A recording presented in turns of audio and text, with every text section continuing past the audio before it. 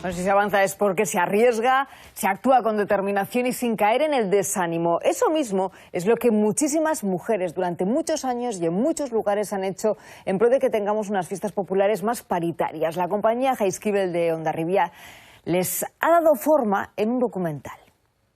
Han escuchado voces cercanas, voces cómplices que nos recuerdan que en otros lugares ya lo han comprobado.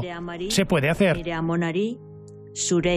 Arean daukaten pertsona emakume horiei omendu ahal izateko nolabait beraiek egin duten ibilbideagatik eta ere beraien ibilbide hortatik zer ikasi, zer atera dagon Jaizkibelen aplikatu ahal izateko. El documental aurrera egin badugu entrevista a la magistrada Garbiñe Biurrun, al activista feminista Kayalin Miner y a la actriz Itziar Ituño, para analizar, entre otras cuestiones, cómo recorrieron el camino hacia la participación igualitaria las tamborradas de Tolosa, Donostia o Hendaya.